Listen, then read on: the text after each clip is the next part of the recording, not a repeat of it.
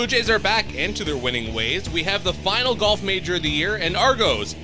Football is 4 quarters. Hello and welcome back to The House That Happened, sponsored by Shoey's Bar and Grill, the only place to be in suburban Etobicoke. Voted 4 times the best dive bar in all the GTA. It's number 1 in our hearts. The Phoenix rising from the ashes. Hi, I'm Andrew Milani. Hi, my name's Cruz. How you doing, buddy? Pretty good. I had a pretty good week. How about yourself? I had not a bad week, but because we always shout out to Shoey's, and we are at Cruz's Chaos right now, I want to know, I know Serge gives us a listen, so Serge, if I had a beer for every time somebody in my neighborhood said, when is Shoey's back open, I'd be in rehab. Anyway, Shoey's is... If I had a nickel for every time someone have asked me, I'd have a few bucks, put it that way. No kidding. That's what I'm saying. But I do, I got to say, if I'm allowed, Serge, there is progress, people. There is progress. And Serge, you can give us a like, give us a comment, and please subscribe. And that goes to everyone listening as well. That's true, too. I'd like to know if your nephew is going to go back to the O or is he going to go to college? Hey. I know he was at Canucks rookie camp. Yeah, something like that. Yeah. So good for him. Great for him. Yeah, anyway, that's just a shout out to Zachary Sandu and the most success in his future NHL or hockey career of any kind. Sure. And as always, we will begin with our shout outs. I begin with a very special one here. One of my friends, Johan, just got engaged this week to his girlfriend, well, now fiance, Mathura, wishing them health, wealth, and all the best, of course, for 100 years. I hope so, too, because, buddy, I don't know you from Adam, but I will tell you, check history. All men who have a great life usually have a great woman beside them. So good luck to the two of you. And he's got a good one. So good. You know, all you have to do is look at the Milani family, and you got a perfect example of how that shit works. Oh, thank you. Also shouting out my friend Marco. He turns 32 this year. We'll be celebrating a little bit today. I'll be stopping by his birthday party. Happy birthday, Marco. Is he the guy that wants to meet me? Well, there's a few people that want to meet you. Okay, well, we'll get around to that one day. Maybe we'll have a public when we do our live show. We'll meet at a bar somewhere. Yes, do our live show. I got the place for it, but that's another story. I might be better to do it away from a show. Just have like another outing. Okay.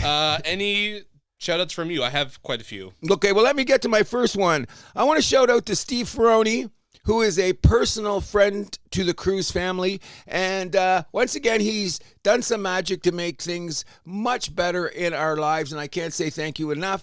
Can I put Steve into context real quick? He's one of my son Zach's best friends, and I've told you about the St. Clair crew.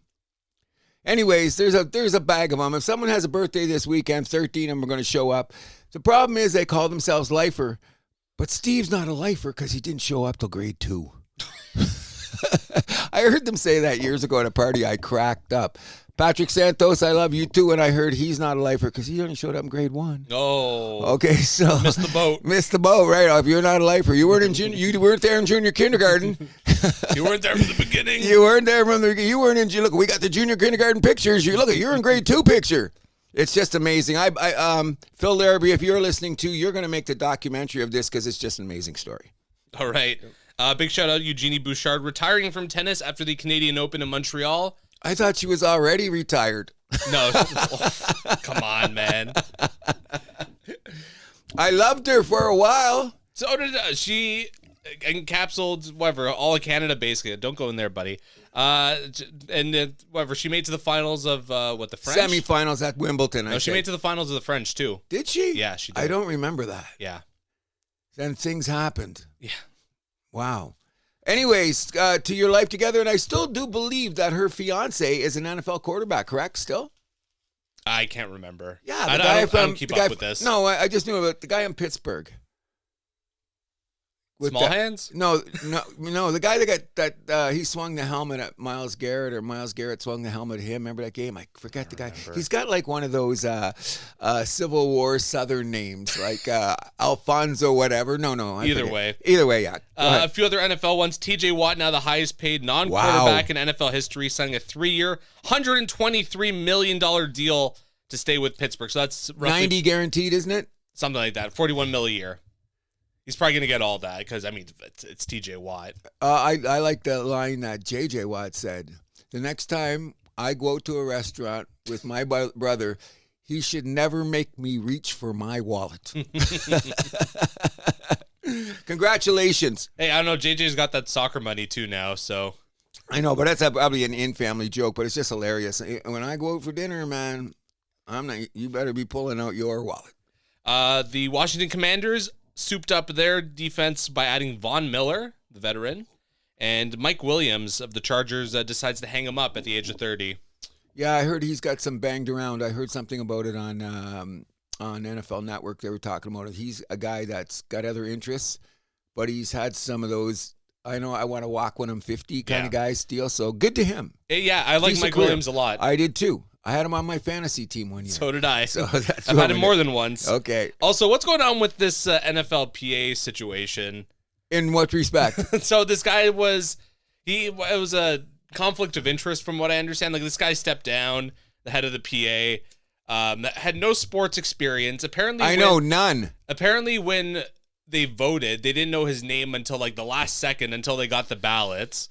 And then he was part of some group that had one of their goals was to get into NFL teams. So obviously that's where the conflict of interest. 100%. What I don't understand now that you brought up this ownership, I mean. I haven't heard enough of it. I just caught the tail end and I just thought, more TMZ shit. But it just sounds like someone I wouldn't call this TMZ. This is like real life business. But you know what I'm saying? 11 o'clock news. Huge when it came up, but I just caught the end of it. My take on it is this. What owners were they dealing with to try to get in the back door? And what owners said, I don't think so? I don't know, but I like those guys. What? I like those guys more. They're the ones that said, I don't think so. Exactly. But I mean, when you I'm going to research the story more and we'll get a period on the sentence next week. But this is shady ass business. Like, this is coming from Mars to land on Earth to see what I can get. And they got inside the door. Not only that, the guy was involved in the NHLPA. So you know who I also think was involved, eh? I don't want to use the A word. Yeah, I mean, that sounds a little conspiratorial. Okay, then let's not go there. Let's go this way. It was a weird story. It's very weird. Very weird. Yeah. Well, anyways, it's not over yet. Yeah, we'll be following this as more information comes out. And one last NFL note. So you were asking about Maya Lesnar's man. My buddy Dom found this. It is San Francisco offensive line Drew Moss.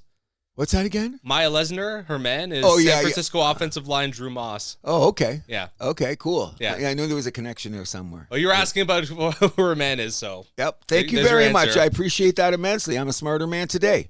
Any more shout-outs from you? Yeah, I'd like to shout out to Pedro and his dad and his whole family. By the way, Pedro's only about 18 months old, but he has fallen in love with Stanley. And he runs up and sees them all the time. And it went like this, people. And if you want to try, and I told them to hit a like.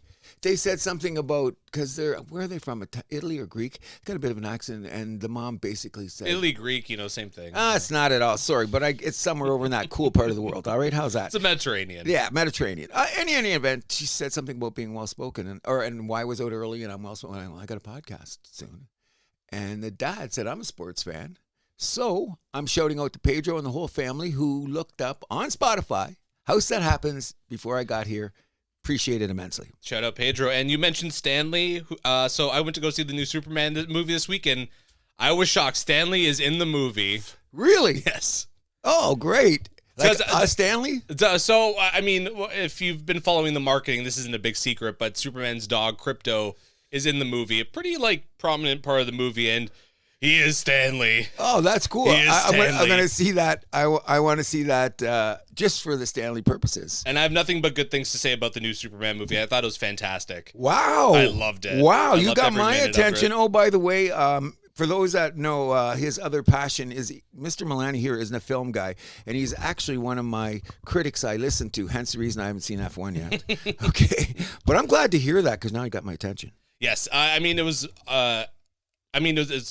optimistic, which is what Superman should be. The last ones were very Man of Steel, whatever, were very dark and no, thank you.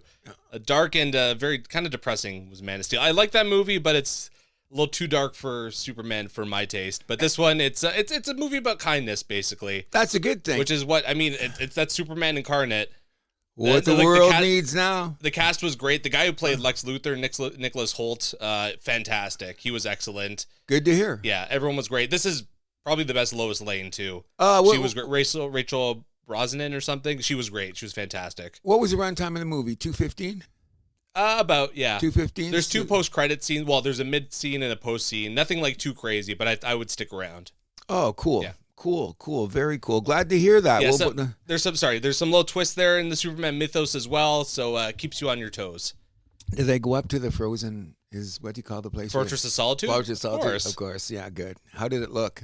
Oh, fantastic. That's one thing I wanted to see because I said, with this new shit going on, I wonder what that looks like. Good to hear. Yeah, it was very funny, very optimistic. Just leaves you with a good feeling. I came out of that feeling very good. I'd give it a good review. Most excellent. Glad to hear. Best Superman movie, I'd say also as well. Okay. Yeah. So that must be better than the one with Richard Pryor. I watched so during COVID I went through all the Superman movies and Pretty bad. I've never seen 3 and 4, so like I was kind of like, oh, let's see these. Like, those were rough watches. No kidding. Rough. I never went to theater to watch them. They came on and I said, glad I saved my money. You know what it was? Bad writing too. Yeah. Bad writing was part of it I didn't like. I mean, and part of it too is like those stuff has like the last two had nothing to do with the comic books. You have all this wealth of, characters and all these storylines, whatever, and you decide to make a story where Superman's got to fight a computer made by Richard Pryor. Like, what? Weed was good then. Weed must have been excellent. Weed was good there. Hallucinogenics, yeah.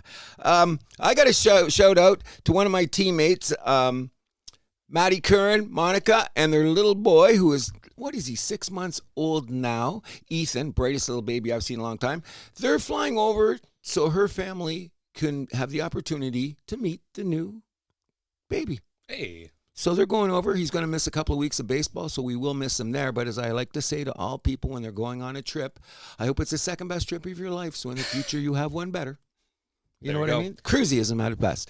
I got one more thing I'm going to say, and I don't know if Mr. Milani is going to be happy that I'm bringing this to the table, but I just got to because I'm that kind of guy. And I've been trying to figure out all the ways that I can be a better, prouder Canadian. And something came out in the news this week by a very credible writer in the Toronto Sun, and his name is Joe Warmington, who's been following all things city for how many years? I think he's about my age. And he uncovered a stone in the endless saga of whatever Canada thinks about Don Cherry. Okay. I'm not going to say people go out there and read it for yourself. That's all I want to say. Anyone that has their opinion of Don Cherry, that's great. But it's now that the onion's been getting peeled, it's appeared that Don got fucked. Okay. Now here's what I'm going to add to it at the time. You always tell me it's Sportsnet. And this is all I'm going to say, and you can shut up, and I'm going to let it hang in the air, okay? Finally, the reason Don Cherry got fired is because he said, you people, correct? Well, it's a little more than that. Okay, he said you people, and however one interpreted at his age at that time. Yeah, that's an oversimplification of the story, but. Okay, well, that's a period on the sentence. Okay, fine. And he got fired. Do you know the man that fired him? You know who he was? No. Okay, so end of story. We won't go there. But when I connect all the dots nowadays, Order of Canada immediately, and give him his props, because all Canada is going to do this. They're going to Pete Rose him because he's not a liberal. So they're going to Pete Rose him, and then when John, who's 91 years old, give him the Order of Canada, people. He's a good Canadian. I'll back him any day of the week. Okay. Big shout out to the Toronto Indy, which is causing massive traffic backups here in the city. It took me a little bit longer to get here, but one of the big events here in the city every year. Poorly advertised this year, though. Kind of snuck up on me. Me too, but you know what? Are they deferring traffic? Because let me tell you something very interesting. I forgot it's Indy weekend. Okay? For some reason, traffic going north on Martin Grove on a Saturday morning around 9 o'clock when I was walking my dog was intense. There must be some connection, hotels, whatever. But I mean, that's a long way to where the Indy to the airport. But I'm just saying. Still, I mean, people got flying somewhere. That may be a reason why the intensified so you even said coming here was a little busier than usual. And it's a bad weekend for the TTC to have some of the their breakdowns. Stops. Yes, yeah. And now you know what, the construction around the place is too. So guess what? I'll watch it on TV. I'm going to be out tomorrow. I'll be at the Blue Jays game, so I'm not even going to watch it live. You know how you're definitely go training, TTC, and all that bullshit, right? We're talking about doing go train. Yeah. Yeah. Get off at the X. No, not the X. Get off at Union or whatever. Yeah.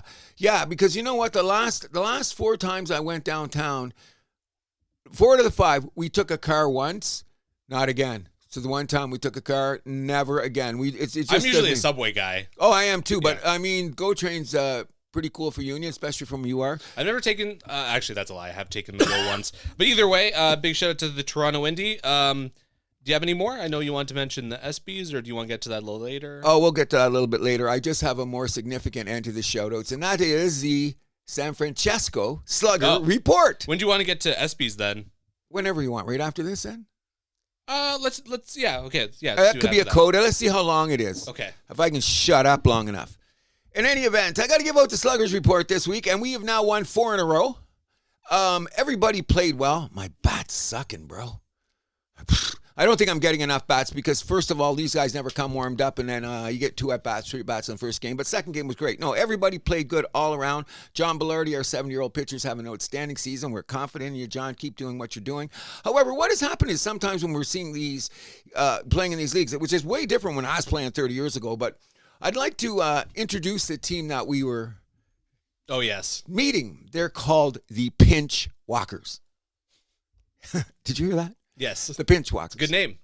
Anyways, the Pinch Walkers are interesting because their age span runs from there's almost a 50-year gap from their oldest player to their youngest player. They wear Toronto Blue Jay color jerseys, and they said bad things about Bichette and Guerrero in the dugout, and I owed it to them because I was playing first base and I see it. Now, they let me say this because they know it is now, because I thought the one kid, I said, this kid's virgin. Look how young he is. You know what I mean? And they all started laughing. But in any event, I came over to them, and I do believe they're going to tune in. And I had to say this. There's a rule called the flip-flop. I think I told you about this, right? Yeah, you did. Okay, so if you flip-flop means that if you're beating the other team bad enough, they keep them on an extra inning to see if they can score enough runs to get back in it. And if they don't, the game is over. So I politely walked over to the Pinch Walkers and I said, you know what? Hey, great game, guys, blah, blah, blah. How is it? You know, calling me old man, blah, blah, blah. And they said, I just come over here to say, because there's some way that I could ask you how I could describe how badly we kick your ass when I do the podcast this weekend.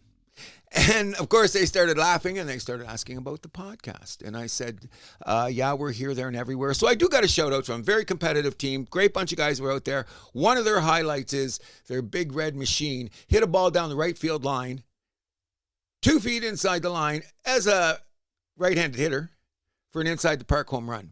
But anyway, did they say they wanted to know what I thought the highlight of the game? And they have a gentleman on the team, and he's called Hamstring King.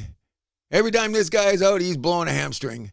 But he did make a spectacular over-the-shoulder, acrobatic, athletic play that would probably be one of the highlights of the Pinch Walkers playing the Sluggers on Tuesday night. So I thought I'd shout out to you guys. Can't wait to see you again. One I got to say about the league is very competitive, but very, very friendly. Good time. Shout out to the Pinch Walkers. Shout out to the Pinch Walkers. And you also wanted to mention the ESPYs. I know I'm not much of an award show guy, but this was not even on my radar. I didn't even know it was happening this week until I saw some of the stuff on social media. Okay, so I'll be even crazier. I was out, when was that, Wednesday night? I believe so. I don't even know what was on. I was doing something, and I don't know what I was watching, or maybe I finally binge-watched something to get away from sports for a minute and playing my guitar. And the wife yelled out, aren't you watching the ESPYs? I went, oh, the ESPYs are on? You know what I mean? So my forever girl, Gail, who is an award show junkie, there was a couple things that come up, and the only thing I want to say about the ESPYs is I don't care about, I know it's a fan voting, and there's a lot of brands and stuff that goes on. What I would respect, is it a fan vote? Well, yeah, all like there's some big winners are fan voted. You know, like Simone Biles won everything because she hasn't got her flowers from the last Olympics, so I give it to her this time. So whatever the case may be. But that's not what it's all about. What I really respect about the ESPYs is all the community stuff that they want to contribute to help people that are underprivileged, mental health, not as fortunate as others, because in all that flash and glory and the greatest play of the year and all that stuff I didn't watch, they take the time, especially like with the Jimmy V Foundation and all that, during the points of the show, they really take the time to take care of America. Why don't we see that every day? You know what I mean? Yeah. Why don't we see it every day? Like, if you do, like I said, I'm not an ESPY's guy, but the wife had it on. And she said, "Look what they did," and I seen a few things that they. I couldn't remember them all because, like I said, I'm not going to sit down and watch ESPY's and try to find it.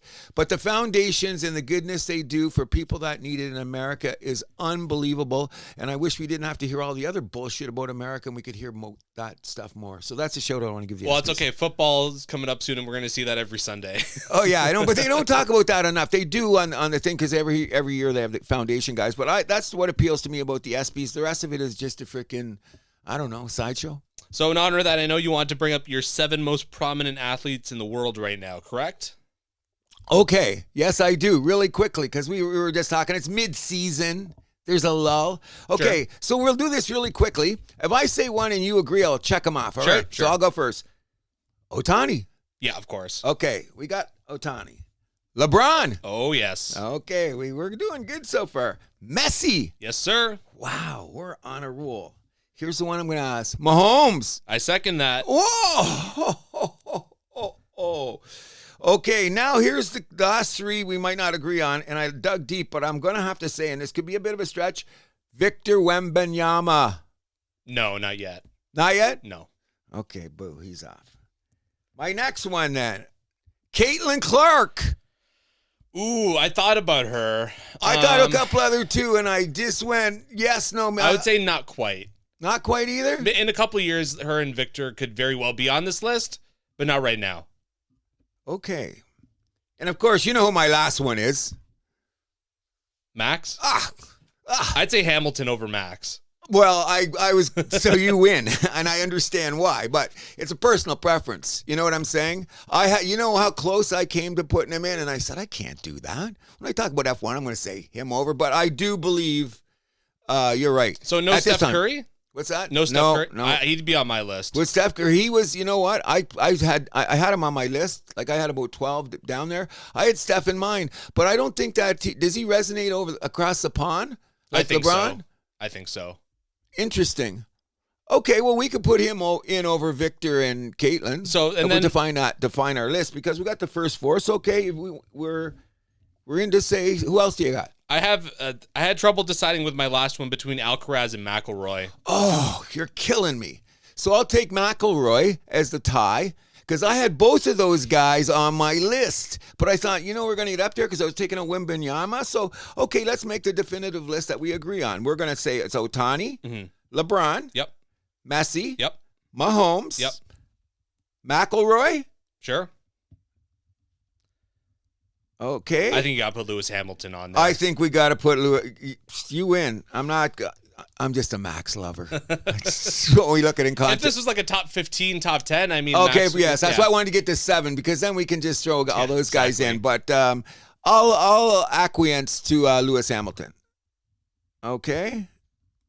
And what was the last one you were saying? You think? Steph Curry. Steph Curry. Okay, so the official House That Happens belief in the most prominent athletes in the world today. Can I have a drum roll, please? Ohtani. That was more of like a hi-hat or something, but. Yeah, what do I know? I didn't have my kick drum. So we both agree on this, correct? The House That Happens as it sits right now, July, whatever it is, 2025, we believe the 7 most prominent athletes in the world today are Ohtani, LeBron, Messi, Mahomes, McIlroy, Lewis Hamilton, and Steph Curry. That's a great list. I agree. And I think that when I thought about it, I said you were going to talk me out of Wembanyama. I knew because I had Steph on the list too, and I said no. I would have Durant over Wembanyama right now. But I'd have Steph over Durant right now. Agreed. Okay, but I like Durant better, and I think he's there. But I'm just thinking like the way especially that last championship that Steph came. They know who he is in Taiwan. You're right. 4 championships plus a couple MVPs. Yeah, whatever. Splash Brothers. That's big marketing right there. But he's not in my top 10. Okay. Glad we did that. Me too. Ready to move this on? Mm-hmm. We'll move this on to Major League Baseball, where we just came off All-Star Weekend. Cal Raleigh wins the Home Run Derby. That was a pretty good spectacle. Do you watch any of that? I watched all of the Home Run Derby. It was great because I had 3 of my favorite elements with me: a guitar, a spliff, and the Home Run Derby. I love this format. Every year, the more they do it. Remember, the old format was kind of lame. How they changed it now. You got the 40 pitches, 2 minutes. It's crazy. I love it. It's just great. And you know what? I'm going to be how honest I'm going to be. I watched every bit of the home run derby, and I wanted to keep it this way because I didn't ask anybody. Somebody mentioned it on Facebook or somewhere, and I said, no, what? I still don't even know who won the All-Star game because I didn't care to watch it. Till it turned it on. National League won. Oh, they did? After blowing a 6-0 lead going into the 7th. I heard about it. I still got it on PVR, so now I'll watch it just for the hell of it. But I didn't really want to know. That's how uninterested. Because remember last week I was saying about why did the All-Star game get wrecked? Okay, so what was I going to do? I was, you know what? I was in line to watch the All-Star game as much as I wanted to watch the ESPYs. But the home run derby was fun. Caminero and O'Neal Cruz, they went off the first round. That was great to see them go off. But it was highly entertaining because, you know, with the speed and you got to go. And you know what? I don't mean to be mean, but Chaz Chisholm got humbled because you see him play he's coming ball. off an injury, though. True, but I mean, he still come out I there. felt bad for him. I didn't. Because he's a Yankee? One bit. Not twice that. And he thinks that he's better. He's a good player. But he comes across to me like I'm better than I am. No, and you got he's a better hitter than he is a fielder. Oh, I agree. And that's why they keep putting him all over the place. But he's got a great arm, too. But in any event, I didn't feel sorry for the guy at all. And I just thought it was weird. Remember that Cal? He only got in by what it is. The hair on my chinny chin chin. Basically. So I'm basically saying whoever was in that producer's room said, no, it's a tie. He's going. Big dumper going. No, they said before the tiebreaker was who had the longest home run. Yeah, and the home run him. difference was like, so come on. How did they know exactly? What did the guys announce? It goes, when did it go through the air so you know it was 1.8 of 1,000 as opposed to 1.7 of 1,000? It was that close. Did you see the number? The graphic? Oh, it was stupid. I go, what is this, tennis or some shit? But anyways, as soon as I seen that, I go, good job, producer. You're keeping eyes on, because who was he going against? It was one of the kids. And they're Rooker not. was between them two because they tied. Yeah, it was, yeah. So, yeah. Or not, what? Wilson, sorry. Was it Wilson? Yeah, wrong guy on the A's. Oh, yeah, the rookie, the shortstop. Yeah, so whatever the case may be, who is more was sellable at this point in time for Major League Baseball? Stop it over game innings. Okay, Mr. Conspiracy. So, as we alluded to before, the All-Star game, they also ended in a home run derby. Yes. Which is fun. I think it was a creative solution because All-Star game, obviously, you're concerned with like running out of arms. But this should never come to Major League Baseball regular season. Ever. I'm more fascinated now because someone said, Cruz, craziest ending of all time for a game. And I said, what's going on? And I said, don't tell me. I'll go look at it. That's for All-Star purposes? That's great. Spectacular.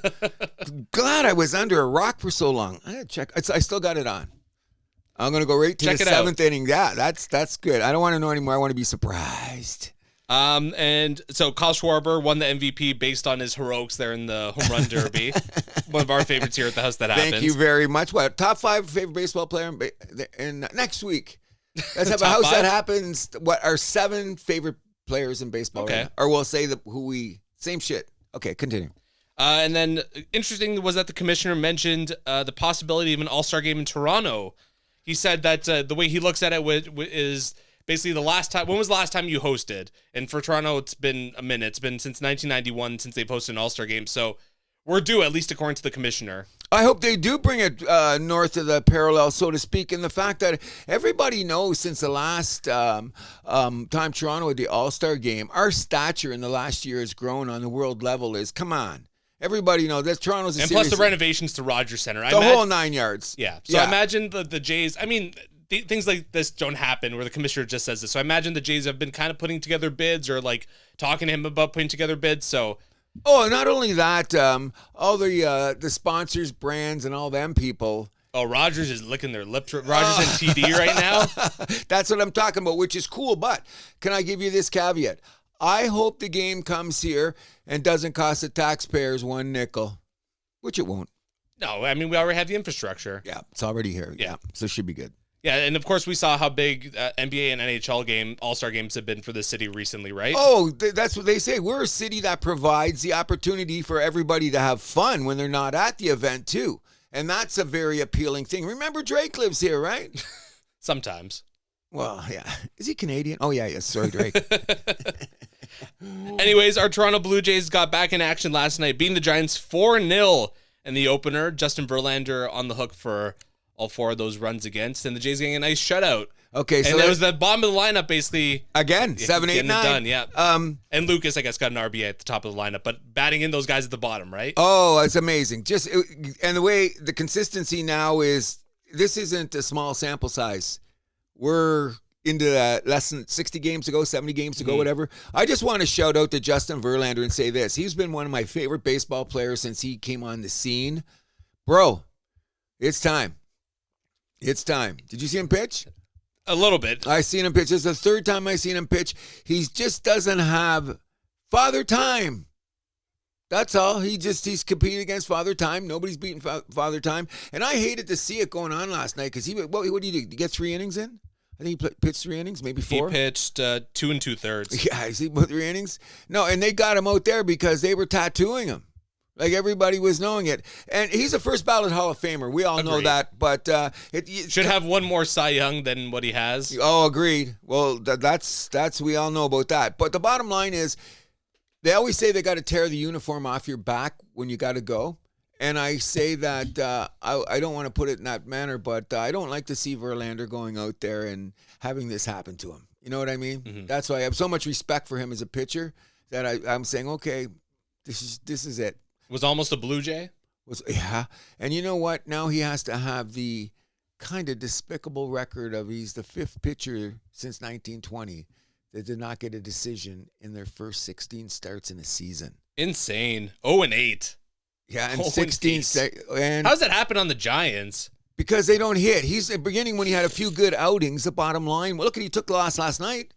No, I understand that, but like, I think on PTI they mentioned like, oh yeah, Verlander looking for his first win of the season against the Blue Jays. You're like, what? Yeah, because he's lost a few of those games that, like the 4-3s, 5-4s. Because remember the beginning of the year, that San Fran wasn't hitting. That was their problem. They had some pitching They didn't really hit last night either. Well, I mean, they did, but not enough. Okay, that's what I'm saying. And it's beginning to show. That must be a panic for them right away because they got some decent pitching. They just don't have any, their hitting is suspect. And there was last night. Although they did have 11 hits last night. But Bassett was just able to. Oh, you got to my favorite subject, didn't you? Our favorite double-digit win pitcher. Can't say enough about that for starters. But this guy is, come on. If you're going to be an alchemist, do that in practice. You know what I mean? Come on. Didn't sometimes you were looking at it and I'm going, oh, shit. Oh, shit. How many times was he in trouble? Hey, but he pitched 6 1/3 scoreless. Oh, because you know what? No walks. No kidding. But notice it was the first 3 innings that all that trouble came. And then, like I said, if he settles in, then he's good. Like he almost went 7. Yep. You know what I mean? That was great for the bullpen. So as much as I call him... take away those pitches that become souvenirs, which he did in the last 3 innings. We got to live with the guy, even though you don't think he's going to be back until next year. I don't think he's going to be back next year. Great outing from him. And the way it's going now, it's doubtful that he makes the playoff roster. Who? Bassett. Really? Especially if we get another starter. Use him in the bullpen. Then we'll have to sit him. But he's one of those guys you want him to settle in, though, so I don't think him out of the bullpen is going to be that effective. Well, the other day, when he did that stint the other day. Lauer out of the bullpen, I agree, but... What? I know. He's had that experience. But no, I would rather keep him around, but you got to give him... It's like, okay, he'll be around the clubhouse, but in terms of, like, he wouldn't be a guy that I don't think is going to see the field. Okay, so it's a game, and it's like 6-6 in the 7th of a playoff game, and the arms are wore out. It's game 7. No, playoffs, you don't have to worry about that stuff. Okay. You wouldn't want to get him for 3 outs if you could. No, my theory is this. Okay, Bassett, here's the deal. When you go out there and you're allowed to throw these 4 pitches. Good luck with that. It's going to be interesting. You don't think he's going to be on it? No, I don't. Say he's got 15 wins. I don't think so. Fool's gold? The other guys have better numbers. Fool's gold? Wins is a team stat. Thank you. Which is why I'm all for Paul Skeens winning the Cy Young. Oh, you're killing me. No, I think it's stupid that I want to get back to this. I think it's so stupid that you're going to vote a guy for a most outstanding pitcher based on how much run support he got. Unfortunately, that's part of the game. No, it's not. Okay, if that's the criteria of the award is most outstanding pitcher. What does that have to do with run support? Okay, that's not an opinion. That's a fact. Okay, I will give it that. So I'm always saying, can your team take you to the next level? For example. But that's not the criteria of the Cy Young.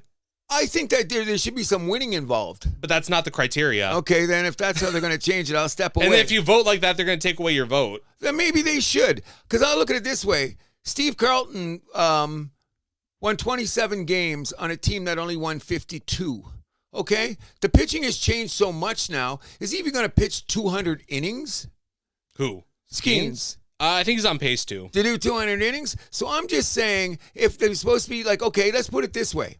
Go back and see Verlander's first year. He found ways to gut out games. And so Skeens is at 121 already. So he should get 101? He should get to 200.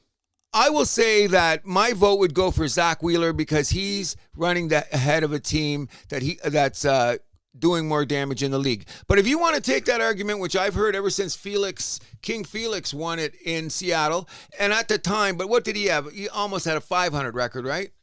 I can't remember. But anyway, if you want to put it on that way, and he's the template for how you're going to vote on the Cy Young, then I may have to acquiesce. But in my mind, I'm just thinking, got to do a little bit more. Or maybe I want a little bit more. But I've seen those young guys coming in, and there's some ways like, is it going to say it's totally the bullpen? What? Skeens. That's why he doesn't have any wins? Okay, also his team can't score. Oh, that's the San Francisco. What's his record right now? Pittsburgh. What's his record now? 4-6? 4-8. 4-8. And that's kind of where you're... But its ERA is 2.01. Okay, no, this is where your argument... I'll give it its strength. It says, what's his record? 4-8? 4-8. It said 20 starts. What happened to the other 8 starts? A 2.01 ERA. Yeah. God, I'll give you some credit there. Whip is under sold. 1. Yeah. No, his whip is good too. But I don't know. It's just in the back of my mind. I'm always one of those people like, couldn't you be straight out? But when you think about Felix, I think he was about 500. Let's put it this way. If he suddenly gets his record to 500, the story will be over for me. Well, I mean... What's his record now? 4-8. It's possible, but I mean... With that bullpen? With everything on the Pirates. You know what I mean? And you know a couple of times on those Sad. 8, his record's 4-8? Do you know in 4 of those games that, 4 of those losses... He's given up 3 or less runs. Seen that number. That's tough. That's what I'm saying. That's pretty brutal. Anyways, we'll give it to him. Good argument. I'm old and I'm, what do you call it? Crusty at times. I just like to think that things should be winning. That puts a nasty picture in people's mind. Well, the only thing it is because I'm being so bullheaded on believing in the win factor in it. Do you know what I mean? Mm-hmm. Or the front end of a team or whatever the case may be. And he has none of that credentials, but his numbers say, hey. So let's move along before we talk about him too much. Yeah, so back to the Blue Jays. Obviously, they finish up their weekend series versus the Giants at home. We got Lauer pitching tomorrow, and then Sunday is going to be Robbie Ray versus Jose Barrios, the game I'm going to. That's a great start. That's what I want to see. Going with my mom. Every time we seem to go against other teams' really good pitchers. So, I wonder. Because we actually were at the game a couple years ago against Texas that Scherzer got hurt. Oh, right. We were at that game. Yeah, I remember that. Yeah. Cool. You're going with your mom. Yeah, it's her Mother's Day gift. But you know the crazy thing is when I said it on the show maybe last week or before that. I like when they match up the pitchers. This is interesting. Well, I mean, it's off the All-Star break, so you're able to get that reset, right? Exactly. That's why I was surprised that Bassett started last night. It worked. Yeah. Worked. Now, you know what I'm saying? And you know what, even better? I think that they're lining it up. So when we play the Yankees, we'll be lined up. The Yankees are going to get Gozman and Barrios. I think there's some, when you set up the rotation now and you count the days. I think the reason that Bassett, which leads to your thing about Bassett being the guy that might make good, yeah, you could be there. But I think that's one of the reasons I heard one on that Barker show or whatever. Yeah, Blair and Barker. I think one of them brought it up about something about how they're going to line up the rotation so that certain guys will face the Yankees, which is what, in 10 days? No, Monday, Tuesday, Wednesday we play the Yankees. Oh, then there you are. Yeah, Jays don't have an off day for a while, and then Thursday through Sunday next week they're at the Tigers. So 4-game weekend series. Wow, with the Tigers? Yes, sir. You know how many people from Toronto are going to be down there, or is it here? More than 2. It's in Detroit. Those games are going to be insane. Should have got my passport. But I'm going to. You know how insane that's going to be, and both teams in first place. It's going to be cool. Motor City's going to be on fire. Actually, the Jays have got what? 16 games in 15 days because they got the makeup game against Baltimore from the doubleheader. True. So I think they're going to be busy. Do you believe in this theory? I was arguing with a couple people last night I was out to dinner with about the situation with the Jays bullpen, and I said I got to give Schneider some credit because I still believe he's going to pull some strings like send this guy down and bring this guy up and send this guy down and bring this guy up, the rest arms kind of deal. Like we've seen this Estrada guy once. We haven't seen him since. I think we're going to pull him back up. Remember a couple other guys come in, pitched a few innings, dropped him down, picked him up. That's not a bad strategy. No, sounds about right. You know what I mean? Especially, but I mean, it's going to make a difference, like you're saying, when we get to having to make a playoff roster. Yes. But you've rested arms along the way of the guys that you're going to need when you get to the playoffs. That's how I'm thinking. I don't know. What do you think? No, I agree with that. I mean, yeah, keep those arms fresh. Yeah. Especially in the bullpen. And remember, we had that little... Which was an issue early in the season. Yes, it was. But that's what I'm saying. When you see those little times when, like, they've had up and down, 4 different guys up and down 4 or 5 times. But when you go back at the times they came in, it was all effective. Yeah, and I mean, you want to get some information on guys, especially coming up with the trade deadline. Do we need to bring in that extra reliever? You know? Oh, yes. I'm going to still say this. Now you see him in the All-Star game the other night. Let's throw everything we can to get that watching. Mackenzie Gore guy from Washington. I have my eye on 3 different guys, actually. Really? Let's see if I know any. Singer? No. Okay. So one of them is Pittsburgh starter Mitch Keller. He's signed until 2028. Oh. He's 29.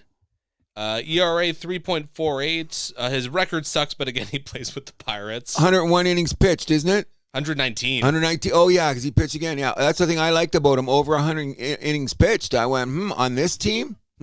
ERA solid, whip pretty good too, isn't it? Yeah, 114. The other guy I have my eye on is Freddie Peralta of Milwaukee. But they're not letting him go. You don't think so? No, they're in their hunt. They won't let him go. I didn't consider him just because he's on Milwaukee. Good call on the Pittsburgh guy. Looked at him. And then my last one that I have my eye on is from Miami, Edward Cabrera. Ooh, interesting. He's injured right now, so that might set a little bit of a problem with this, but he's under team control until 2028. The guy, I didn't really think about him only due to the fact that when I checked him up, he was on the injured list, okay? Because I went over the Miami roster. I like your thinking of the Pittsburgh guy. Or actually, he's expected to come back this week. Oh, because they want him pitching before the trade deadline. Yeah. So they could showcase him. I'm just going to throw something wild out there.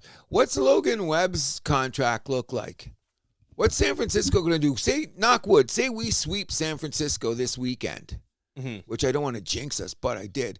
What's San Francisco going to say at this point? Because considering where they are in the pecking order in the National League West, should be interesting. So Logan Webb is signed until 2028.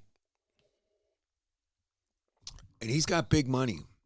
But Yeah, they say if San Francisco goes over the cliff and they got to readjust, he might be one of the contracts that they might want to get rid of. Makes sense. You know what I mean? So I say that the Jays should keep their ear to the ground with this guy. He's an innings eater too. Yeah, 28 years old. Yeah. And his numbers this year aren't bad. Not great, but they're not bad. No, his numbers are great this year. Are they? His ERA is under 3. Then the last 2 starts, it was 3.12 the last time I checked it. What's he, 2.98? Your ERA is under 3.5. You're doing something right. Okay, and he's got innings. Yes, he does. That's the thing that He leads the, what does it mean in bold here? Oh, no, yeah, he leads the league in National League in innings this year. So let's sweep San Fran. Get him on the block. You know what I mean? I wouldn't. If I was San Fran, I wouldn't, because you're going to be looking for him in 6 months. Okay, and a guy to replace him in 6 months, unless you got something down in the farm system. But do you ever see San Francisco's ceiling and money that they're spending? Sometimes they're going, if it doesn't work, they're one of those teams that they'll dump something to keep moving. I'd keep them personally. If you were the Giants? If I was the Giants. But, I mean, if they fall off the cliff and suddenly they want to do something, I'd be banging on the door. We'll see. I mean, Buster Posey seems to be trying to build a program there, so I don't know if he's going to be one of the guys that he throws overboard, but, I mean, we can be optimistic here. Yes, with the whole idea. I like your guy. I forgot about the Pittsburgh guy, though. He's another guy you could look at. You know what I mean? He'd be our 4th starter. You know, I think he'd make the playoff roster over Bassett. Oh, I think he would too. But no, here's the type of guy he is. With the little Pete Walker magic and the Blue Jay bullpen instead of the Pittsburgh bullpen, perhaps this guy's win totals would start going up. 100%. There you go. So I don't think that's a secret. You know what I mean? So come on over to it's going to be interesting. And you know what? It's only 15 days? What's Yeah, the trade? basically. It's like August 1st, August 2nd? Yeah, end of the month, basically. Yep. Wow. We'll have to wait and see. Jays 3 games up on the Yankees, 4 games up on the Sox, 5.5 up on Tampa Bay for first place in the AL East. I just want to say this. We were very fortunate that both of those New England Yankee fuck teams lost yesterday. Yankees losers of 3 in a row. Yes, and the Sox win streak came to an end. Yes, it did. Good. Anything else for baseball? Now we're going to move it right along. We're going to move this right along here to one of our favorites here at the House That Happens, the NHL, where we had the schedule being revealed. Just a few highlights here. October 8th, we have the opener for both our squads, the Montreal Canadiens and Toronto Maple Leafs. Montreal comes to Toronto for that one. 3 days later, all 32 teams are in action for what they call it, Super Saturday or whatever. Super Monday, isn't it? Super something. It's a super day. Yeah, it's cool. Yeah. November 22nd, we get our first Stanley Cup final rematch as Edmonton visits the Florida Panthers. And then January 23rd, Vegas comes to Toronto. Mitch Marner's return to Toronto. I ordered my jersey. I will have a jersey. The gaudy gold ones. The worst, the gaudiest one. Vegas is one of the few teams where I'm like, I think I prefer the white. I prefer the white uniforms. Even the gray, I'm like, why would you choose gray as your primary color when they first came to the league? But I digress. Oh, you know what, though? I'm leaning, because I haven't ordered it yet, but I got someone looking it up for me. I'm leaning on getting an away jersey, just so if I get my ass into the game, I'll be wearing the same as the team. You know me, I'm one of those guys, right? Right. But I will have a Marner jersey before that game. Okay, because, you can allow other players and other teams, can't you? Sure. Thank you. Sure. Also, some changes to the CBA that we talked about last week.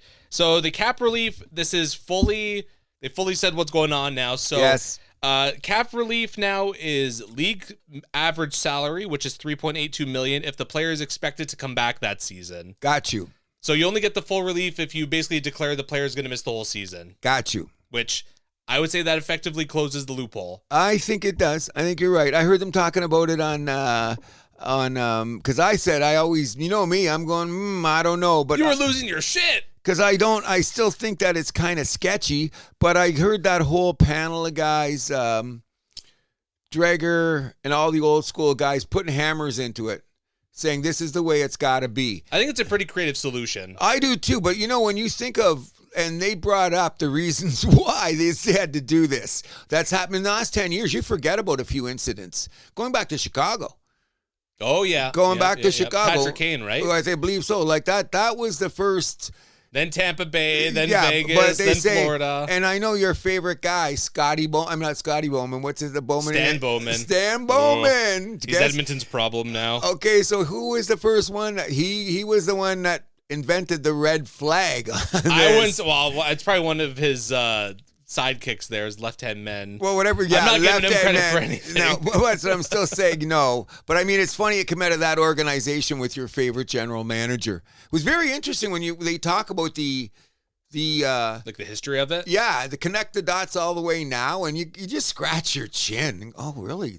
I forgot about that. It's kind of crazy it dragged on this long. You know what? Because they were all dirty. It's dirty. They all knew it, but nobody wanted you. It's the old boys club you talk about, and then finally, or I would just say it's like they didn't think it was a problem until like it happened a bunch of times. They're like, "Ooh, we might have a real problem on our hands." Exactly. You know what this kind of reminds me of? Like in the old Godfather movies, when everybody knows you're on that side of the fence, but you all come together and sit in the room and say, "Okay, but this is how we're gonna do it." Okay, that's how I felt about it. We're not gonna sell drugs no more. Yeah.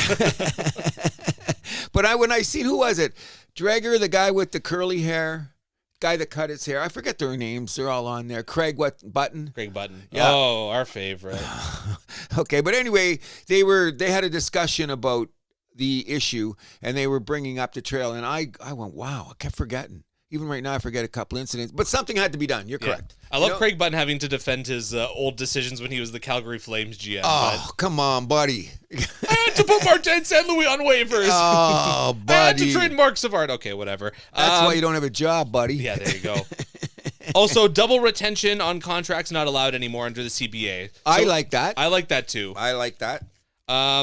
So it's been a little depressing for Leaf fans seeing the rumors that Nazem Kadri would waive his no-trade clause to go to Montreal.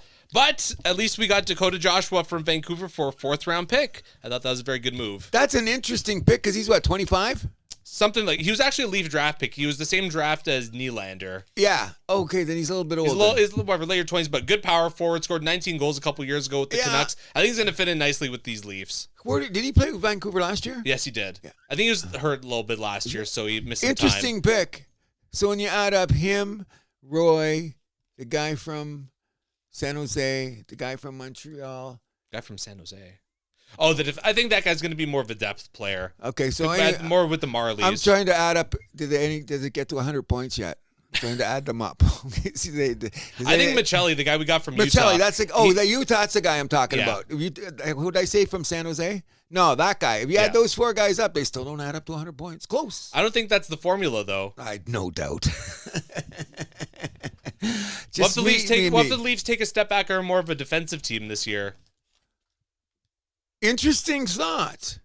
But you look at the way like the St. Louis Blues were built when Berube coached them in 2019.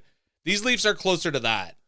With more firepower, personally, I believe, from the top 6. That's an interesting way to put it, but sometimes you got to remember, and I'll use Riley as Exhibit A. If you're a team that always plays this way, sometimes those guys don't function in a way another. You know what I mean? They better learn to do it pretty quick, because look how long it took Riley to do that. So you think that they're going to stay into that style, maybe even be more defensive? Yeah, and I hot take, I actually think the Leafs' power play is going to be more effective this year. We'll have to see. Because I think it's going to be guys knowing their roles more. We have a lot of time to talk about this. Montreal Canadiens signing Joe Veleno to a 1-year deal, $900,000. Mm-hmm. Pretty good move. This is a player that Detroit Red Wings fans used to gloat about having. Now they threw him to the side, which I never got because I'm like, this guy's a third-line center at most. Like, why are you guys like... He was a bit of a fan favorite, though, wasn't he? Because he was a first-round pick. Yeah. I think that's why. Well, we're gambling on him. Same old. I mean, it's whatever. Not much of a gamble. $900,000. I mean, that's buy low, right? Yeah. So, 100%. I like the money. That's the part. If he's a fourth-line center, great. Right? And he plays effectively at that money at a fourth-line center, you've now got a deal. There you go. Mm-hmm. Bowen Byram inked a 2-year, $6.25 million per season to stay in Buffalo. That was a little bit of a question mark. I think that's a good one to hang on to. Money, though? 6.25? We'll see. Yeah. Another one of those. I mean, the thing about Buffalo is that they're very left-hand heavy between him, Owen Power, and, of course, Rasmus Dahlin. I think one of those guys is going to have to be out of there eventually. Probably Byram, but this contract isn't like too much for other teams to take on, which I think is the point. Okay, well, say those 3 players again, please. Rasmus Dahlin, Owen Power, and Bowen Byram. Both of them, all 3 top 5 picks. I'm just going to say this. If you were any team in the league and you had to say they're your first 3 defensemen, you'd be going, this sounds like a pretty goddamn good team. What's going on in Buffalo? Just think what you said. Oh. Think of those 3 players that you just said. Well, you look at the players that have come through Buffalo in the last 10 years, and you're like, how has this team not made the playoffs? It's insane. There were the Leafs were like, 15 years ago? Easily. But just think, you just said those 3 names. I know. And any team in the league who can say 3 names that okay, a few teams, okay, we could get them. But how many teams could say, Montreal can't say that yet. We're getting close, but those 3 names alone, wow. Yeah, I know, it's I insane. feel, and they're so close. Too bad, Buffalo. We're hoping close for you. Yet so far. Anaheim inked your boy Lucas Dostal 5-year extension worth $6.5 million per season. All that freaking out last week for nothing. I'm glad he got his money. That's all I'm saying. I love the guy. And by the way, you know what? I really listened to the show and analyzing some things, and I think that's why I got a little mellow this week, because when you're talking about now, just as you were saying, like to get back to the skiing situation and talking about the LTR and all that shit, is sometimes as you get older, you carry things with you because you don't believe they're going to change quite yet. And real change is slow. Of course. So a couple things I've been looking at a little bit differently. That doesn't mean I'm going to jump on those bandwagons completely, but I will acquiesce to numbers at times because the trail is only this big. So what if it gets this big down the road? Then you're 100% right. So it's better, I'm saying now, to say, I don't trust all these people still, but they opened the door to, this is where we're going to go, so let's just sit in the fence to do that. Like I had to bring up the Felix thing with Skeens. Okay, the template's been there. If that's the way it's going to be, that's the way it's going to be. It's a change, right? Sure. Gotcha. Not always easy to adapt. I get that. Especially me. And speaking of not easy to adapt, Gerard Gallant going to the KHL. Okay, we had a spirited discussion about this in our pre-production meeting, and I've been thinking about what I've had to say. So anybody out there that's listening to our show, okay, here's my take on it. Gerald Grant is a great coach. Okay, now, Mr. Milani. Oh, at least very good. Okay, we'll put him in the very good. Okay, so he'd be a B+. Maybe he's great. Maybe he's great. Maybe, but why would you say he's not great? Well, he's got nothing to show for it. Okay, but he's taken teams and we've seen his record in turning teams around. So I think is just when I'm glad I had that little step below about changing. Gerald Gallant didn't change. Do you know he's never lasted 3 full seasons in any stop he's been in? I did. You're killing me, but because the world changed. And he still wanted to run the team this way. I'm going to take that to my grave. And what happened? He yelled at some guys, and some guys went and cried. Well, you can't do that. Well, I'm going to stay there because also you look at some of the players. You're forgetting the angle that he was also a thorn in the side of a lot of the GMs that he worked for. Because because he told them when they weren't doing their jobs. Well, why am I going to hire a guy that's going to just give me, if you have other gyms, you're like, oh, juice ain't worth the squeeze. The bottom line is look at his record on all the teams. Fast improvement. That's what I'm going by. So here's what where's that his welcome fast, though? Okay, so here's what we were saying, because we want to go on to the subject all day, and I think we both can acquiesce to this. How is the time changed this way? You can't get away with Scotty Bowman shit anymore. No. You know what I mean? So Gerald Gallant, in my opinion, comes from the Scotty Bowman tree. You know what I mean? And you just can't do that anymore because so many things have changed. You can't tell a guy he sucks. No, I think a lot more now it's about having to gain the player's trust. Oh, I think he did that because they earned their ice time. Remember that? Because sometimes you'd see games and guys be on the bench, and that's what started with the pissing people off. If the game got into this flow and you weren't in the flow of the game, Gallant wasn't afraid to sit you down. He wasn't going to keep throwing you out there because you're the number one guy. Sure. If you're and a Torts move too. A lot of coaches don't do that. They're going to keep throwing that guy out there, and it ends up being -3, and you lose, and maybe the fourth line, the guy was Torts has lasted more than 3 seasons and a couple stops, though. Never more than 5. Tampa Bay, he was there for a good, 6 seasons? Yeah, because that's where his jump off was, yeah. So I think you're right. But then New York, he had a good, 4 or 5 year run there. Vancouver, that was... Just hit the wall. Even Columbus, he had a good, 4 or 5 year stop there. Yeah, but then they were getting young again, so it was... it's time for... Yeah, we know the Dubois. Yeah. Well, I mean, Dubois, there's other problems there, but... But in any event, I think that the most interesting thing is I want to know what he's getting paid in the KHL. Probably some pretty good money. Nothing's been released, eh? Yeah, they don't have to. They got to take trains to get to some of the rinks. Did you know that, Mr. Gallant? Some of those are close to Siberia. Isn't one of them at the border of Siberia? I think so. You fly. I know the KHL, they changed their teams more than they changed their underwear, so. I haven't looked at it lately, but I was one thing, and that's when Yager brought it up, and he goes, I don't get it. You can take an airport only so far, and to get the rest of the way, you got to take a 3-hour train ride. And I'm going, what? Russia. Oh, my Lord. Anyways, I want to say good luck to the guy. And the reason I'm so boisterous about this is that I think some of that old school shit could still stay in the game today. You know what I mean? Because there is a, I don't care what you're telling me. Tell me I'm old, whatever. There's a hint of, you can push on the game a little bit more than you could before. And I don't think if that's necessarily good for the game. That's all I'm saying. You know what I mean? Now, don't get me wrong. The product has gotten better over time. We can't deny that or of the game. I'm just saying some of the intangibles about getting a team on the ice have changed. Everything changes. Yeah, but I'm still saying sometimes do your 15 push-ups, buddy. I don't want to do my 15 push-ups. That kind of stuff is gone. And sometimes I think that it should still be like that. You know? Well, we will see. Morals and manners are not an option. I agree. There you go. Maybe Gerard Gallant could learn that one day. That's the thing his is too large. Yeah. You wanted too many morals and he didn't like your manners. You know what? I loved him. Do you see him? Would you want him as coach of the Habs? What's that? Would you want him as coach of the Habs? At one time I thought we should have. When he was out there and we were looking. Well, let's say something bad happened to San Luis, knock on wood. Would you take him now? Yesterday. Okay. Yesterday I would. You know what I mean? The kids would all have a hop in their step for at least 50 games. That's debatable. Anything else for hockey? No. Anyways, you know what the scary thing is?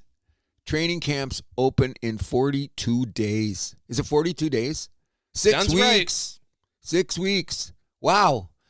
And then hockey never stops. And football beginning, but you know what? It's the middle of July already. Almost the end of July. Okay.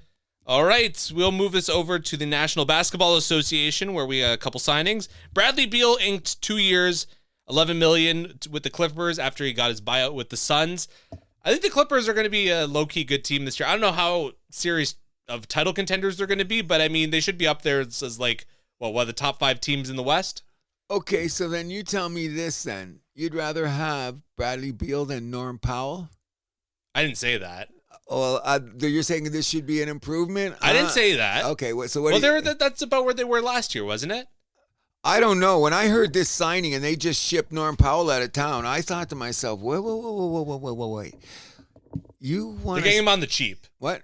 They're getting him on the cheap. Okay, and we've seen how Harden could be. Like, the Clippers are, I mean, for all their problems, they have built a good system there, a good culture. If he says a catch and shoot guy that he used to be, great. Because they got him and Kawhi and the guy in the middle to get the ball to him. So Harden. So just be a catch and shoot guy. If he gets back to, like, say he gets back to his 20 points a night, they got a deal. But I thought it was very interesting that they shipped Norm Powell out of town and then brought in Beal. Didn't that make you raise your eyebrow? I mean, I think it's a asset management choice more than anything. I think it's apron thing too. There's a bit of an April thing there too. So, which I think is going to screw. I'd rather have Norm Powell than Bradley Beal any day of the week. Just on record. Yeah, but I mean, the Clippers are one of those teams where it's the sum is greater than whatever the whole is greater than the sum of the parts thing. Like much like the Blue Jays. Thank you. So I think that's what they're going for. I don't think it's a bad move necessarily. Oh, I'm not saying it's a bad move. I think Phoenix is happy. Cool. Getting rid of his contract, absolutely. I'd agree with that. Yeah. Also, Damian Lillard signing back in Portland for 3 years, $42 million. He's, of course, going to miss all of next season. Yep. But going back to Portland, where he's the all-time leader in points. I know it's a hometown thing, and I just think the asterisk at the end of Dame's career is they just didn't surround him. And then he went to Milwaukee, wrong place at the wrong time. It's a drag because I always loved Dame. Always loved the guy. You know, remember those playoff games? They would die and lose in the last 2 seconds, and it'd be like him and was it McCollum was shooting? Yeah. And it'd say like they'd be only in on teams that end up winning the championship or going to the conference final, taking 7 games to beat these guys down, and Dame would be holding the whole team up. They somehow made it to conference final 1 year in 2019, right? Yeah. Somehow. Yeah, and then they got beat by who? Golden State. Golden that was State, the year the Raptors won. Yeah, exactly, yeah. But that's what I'm saying, and he's a great player. Hall of Famer, I think. Hands down. Thank you very much. But and all the best in his Godspeed in his recovery, because I can't wait to see him back on the court. Yes, sir. Also, expansion is seemingly in play for the NBA. Seattle, Las Vegas are, of course, the lead contenders here for a team. San Diego also in the mix because I believe they're the biggest market in the States without a team. I don't know if there's the money there, though. And then I'm going to mention Montreal. There is a group led by Michael Fortier that has been snooping around here looking to get their hands on a team, which I think could be very interesting. Those are very deep pockets now that Yes, I know sir. the name. Those are very, very, very deep French-Canadian. I believe Bell Center is NBA ready. Oh, God, yeah. It's been NBA. That's since they built it, they had that in mind. So that's the arena part is not an issue. I will say the only thing I'm good, bad, or ugly about is the depth of talent in the league. Because there's lesser amount of players, do we have that it won't dilute the product anymore? Because we have some pretty shitty-ass teams in the NBA right now, man. You know what I mean? I mean, it's always been that way. But to add more teams on, you know my take on that. More bad games, more bad teams. No, I don't want any of that shit. But that being said, Seattle... They got to get a team. Seattle, they got theirs stolen. I understand that completely. And I hope they come back with those same uniforms. They're going to be called the Supersonics. Oh, no doubt about it. I want the same one that Jimi Hendrix jersey. Jimi Hendrix, whoever said shirt? No. Jimi Hendrix in a Supersonics jersey? Oh, it's badass. But because he's from Seattle. Oh, is he actually? Yeah, he's from Seattle. I thought he was a California guy. No, he came from Seattle. But in any event, I know they do that. But here's the thing about San Diego. It's a sports city, but it's not a sports city. Why do you say that? They had the Clippers. They left town. They had a hockey team for 10 minutes. Not NHL, though. They got to AHL, didn't they? They have an AHL team. They're the Ducks farm team. Okay, San then Diego they got it Gulls. back because I remember they had something and they took it out of town. They had a football team. Now they don't. Wow, that was stolen. Agreed too. So just because it's a size where I think it should be more of a sports town because how big of a military town that it is. One of the biggest military towns in America. We know that. So Navy is there? Yeah, huge. The city basically is one giant naval base, so to speak. Should ask my Shout cousin out about Top that. Gun. There you go. But in any event, it's one of the cities. When a couple years now, when Gail and I started talking about let's go check out a city. One of the cities we put on our list was San Diego. Yeah, when me and my family did California a few years ago, that we didn't do San Diego, and I think we kind of regretted it. Because we did a little too much time in LA. LA wasn't that great, in my opinion. I have no desire to go to LA. The best part there was Universal. Oh, yeah. Okay, great. Okay, I got you there. Because LA is a dirty city. Yeah, and I mean, Hollywood, it's like, some of it's cool, but like, Hollywood itself is like, it feels like a little dirty. Like, everyone there is just trying to sell you stuff, but I digress. Did you go to the Strip? The Strip. With all the bars, the famous bars. Like in Hollywood? No, in LA. You know, like the 80s scene, when the metal scene, that whole strip is still there. No, all I don't those think we bars went are there. still there, and where Lemmy lived, there's still the holes. I don't think your mom and dad really be into that scene anyway. Probably not. We enjoyed San Francisco a lot, though. Oh, I heard that. Everyone. Although San Diego has heard, or San Francisco, I heard, has gotten worse, especially with the homeless problem there. But I digress. Yeah. We should move on. Yep. Vegas is an interesting one here for expansion because the Dallas owners want to move the team there because they're not allowed to put their arena/casino in Texas. That's been voted down by, or whatever. I don't know if it was the state or the city, but that down sort of like, oh, we want to do this in Vegas. So I don't know how that's going to work. I don't think it would have worked with Mark Cuban at the head of the table, but that wouldn't have even been a thought. Thank you. Thank you very. But now that we got this new ownership and that was turned down, do you think that Dallas could lose a team? Or what would they do this? What if they pull this stunt? They say, okay, Dallas, you can go to Vegas, and then they get award an expansion team? And then they get an expansion team. I mean, that would be fair if they get that team stolen from them. Dallas, then who gets left out? San Diego or Seattle? Seattle's going to get a team. So then it would be San Diego probably in the shaft. Oh, yeah. Or they can expand to 34 like hockey wants to do. Ah, you're killing me. Hey, that helps Montreal get a team, I would say. I don't think Vancouver is going to happen again anytime soon. I'm just thinking that the fact that the rumor came up means there's big money. The Fortier family got money. That's huge. I didn't, because I'm Montreal. Then you told me the name, and I said, oh, those people. So what they did is, you throw that money up in the air, people going to look. Yeah. So look, listen, taste, smell, everything. You got it. And Adam Silver is nobody's fool. No. You know what I'm saying? It would be great if Montreal got a basketball team because the geographical rivalry is instant. Absolutely, which is why I'm all for them getting a baseball team as well. Oh, that's got to come Put Montreal in the American League, come on. That would be fun. Yeah, that would be. That'd be fun. Anything else for basketball? No, not now. All right, we'll move this over then to our soccer report, starting with Toronto FC, who won on Wednesday at San Diego. Speak of the devil. 1-0, Teo Carbino scored the penalty goal in the 20th minute. San Diego basically owned the ball, but just couldn't score past Sean Johnson. Does this give our beloved Toronto team still any shot at the playoffs? Let me check the standings, right? but I don't think so.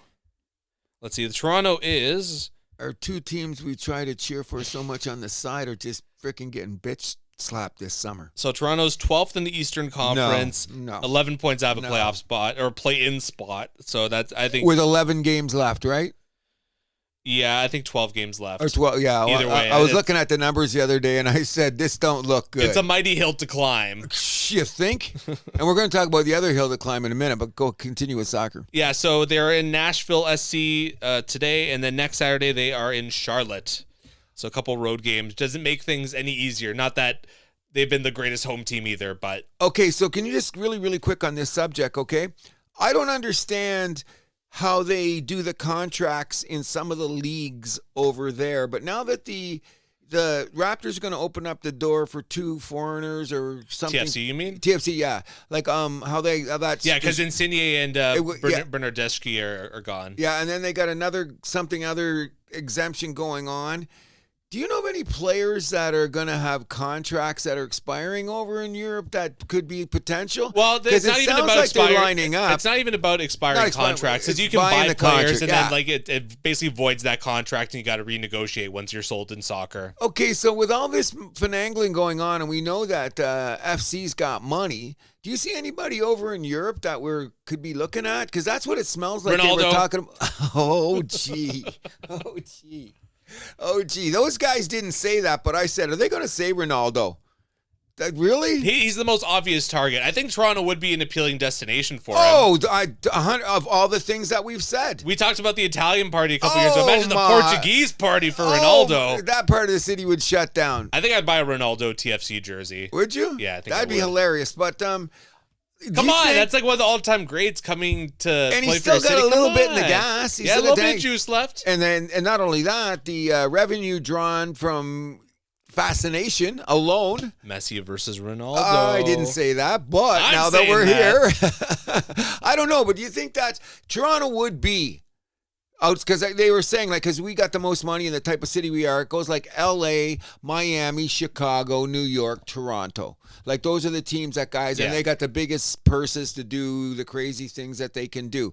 But when I was hearing these guys talk, I was reading in between the lines, and they're setting up to do something in the offseason. It appears to be that way. Well, they got those spots. Of course, they're going to be looking to... so I'm just wondering, and you got Keith Pelly breathing down the neck. Oh, Mr. Pelly's neighborhood. And I mean, this is when Lywicki got here. He's basically said, like, hey, Toronto FC, out of all the teams we own, this should be the easiest one to prop up.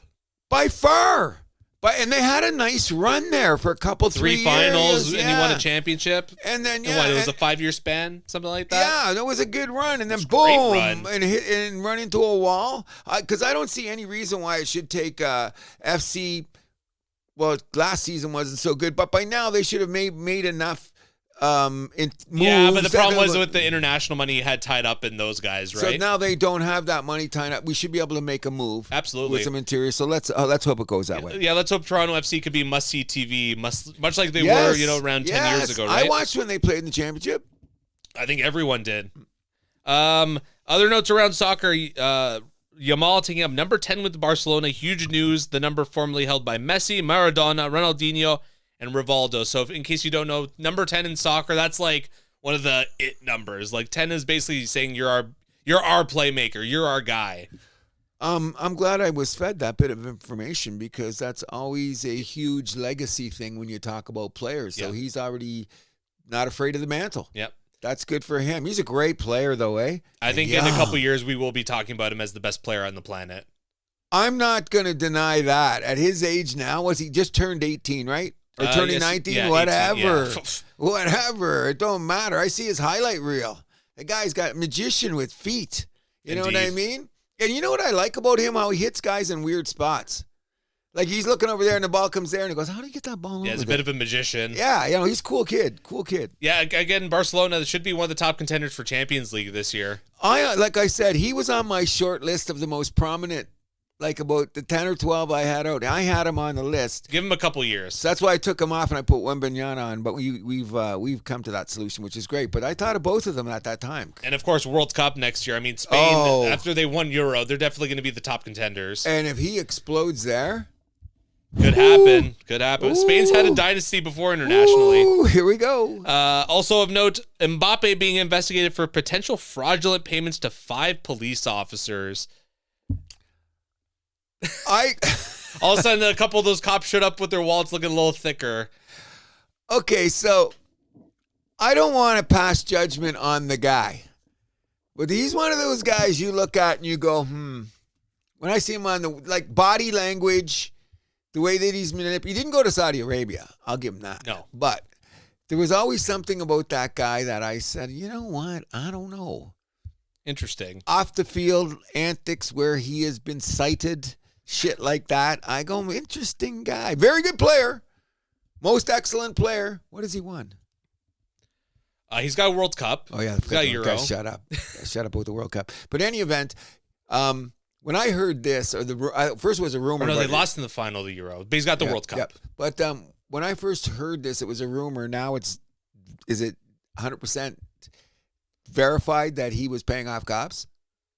Well, he's being investigated. I didn't get mine. They got theirs. Well, how does that happen? Yeah. Well, someone's got to pay. They got cash. some. I didn't get any. That's how usually that's the the finger coming out of the dike deal. Yeah. So I hope it's not true for him because he's still only 30 years old or 28. Yeah, I think so. He's got a lot of miles in the tank. Shit like that can get you kind of going to Saudi Arabia. I hate to say it, but yeah. Well, I mean, he's having a good time in Real Madrid, so he's having a good time in Spain. Yeah, there we go. Anything else for soccer? No, but I'm gonna be. I don't like to follow those stories, but like I say, where there's smoke, there's fire. Yeah, absolutely. You know what I mean? And it's gonna be a drag if there's something weird shit comes out of. I hope not, because you know what? He's such a great player. You know what I mean? And he has a chance to be a legacy player, like one of those guys still with the time he's got left. So I agree. Agreed. Let's hope for the best. Especially if he wins the Champions League. There you go. Just a reminder, Premier League, La Liga, and Ligue 1 all kick off in 3 weeks. Bundesliga and Serie A kick off in a month. And then Champions League, we are under 2 months away now. That's good to know. I'm going to be a little bit more closer, not paying more attention this year than I did last year. Right. And because it coincides with the days that's not having football, like on Wednesday, because it's running through football season. Champions League, it's midweek. It's always on midweek. You got to remember that, so you can take a break from football to watch other football. Always. Mm-hmm. We'll move this over to our final golf major of the year, the Open, being held in the UK. I know this is a tournament that you follow greatly. Okay, so let me just tell you. Honestly, I couldn't watch the rest because we had a great dinner. Shout out to, how could I say, Mikey McElwain. It's your birthday. How did I not shout out? We had a great time last night. A bunch of us went out to eat. Thank you very much. In any event, the British Open this year is absolutely fascinating in so many ways. One of my predictions was we're going to find some European guy that we haven't even heard of is going to rise up because they play more links golf. It's got crazier than that in this respect. This Lee guy from China, that's now, don't tell me because I don't know what's going on right now and I'm going to have everything on PV I want to get going. This guy is the hottest golfer in the year. But what about his competition? It doesn't matter. Do you see his DP World Tour numbers and what he's done in Asia? This guy's on fire. Never seen him before. He's got more moxie than you can imagine playing links because he's played in Europe a little bit more, so he's a bit more of a links player. It's at different games. Another fascinating thing, 2 brothers from Norway were temporarily in the top 10. Yes, they were. And they're still in the top 20. I do believe one of them is. Were their names Sogard or Holgard, the 2 brothers? I think one of them is still in the top 10 or top 15. I'm not sure. Oh, they're Danish. Or Danish. What did I say, Norrin? You said Norway? Norse. Yeah, Danish. Okay, yeah. 2 guys from there. They were there. There's 2 or 3 kids. Mackenzie's back in the game. He's already won a major before. And, of course, Scotty Scheffler rolled around yesterday that said, this is why I'm number 1 in the world, and I can play links golf. What did he shoot yesterday, 64? He shot, 64. His putting was, and you know what, the first day, he was what was it, fairways hit, 3 and 14, 3 and 13, and the guy still shot a 67 or 68 and comes back and gives you a 64. He's definitely the front runner. Rory is getting the crowd roars like you can't imagine. Of course. Lowry's getting his. Of course, they set the record out when he was 16, right? Exactly. Yeah. Shot a 61 when he was 16. And then they showed the footage of him back then. He was a kid. I thought he was a little stuffy then. I've grown to like Rory because the way he's matured. I just don't think he's out of it, but I think he's about 7 shots back. It's going to be tough to go. But here's the thing about this course. It depends on what time of the day you get out there. Now, the weather's supposed to be better, and I watched the whole tournament. If you come out in the morning at one time, you're fucked. If you come out in the afternoon the first day, you are fucked. So your timing on when you get out is huge on it. But the way that Scotty played yesterday was just amazing. We got what? He's the leader, but we got about 8 guys within 3 strokes of him.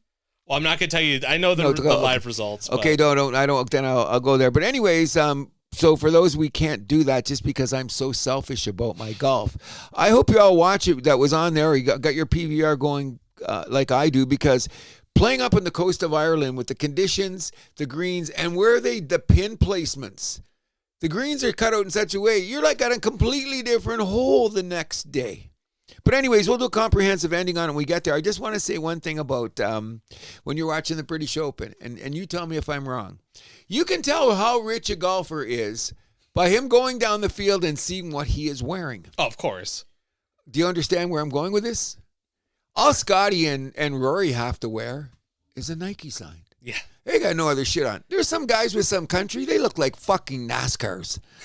Like some sponsor stuff, yeah. RBC, Peter Miller, Prudential, Titleist. Oh, like, so you go, oh, that guy's not a big money winner because he's showing all of his sponsors because he's got to make money on the side. But it's a curious thing because I looked at all the really big Xander Schauffele, the live guys just live it up. Yeah. You know, when they come there, which is what they should do. But you look at all the top golfers in the world, and when they go down there, they got one, maybe two logos. Titleist on their hat, Nike on their shirt. Yeah, and that's it. And that's it. You go, oh, yeah, those are the guys making. Do you think there's a correlation? I think so. I do too. I just noticed because one guy from Denmark or somewhere, he had 4 things. No, he had his rain because it was raining. When he put on his rain pullover, he looked like he was one of those guys in Cub Scouts where you get all the badges. Right. He had that many on his arm, and I said, oh, money.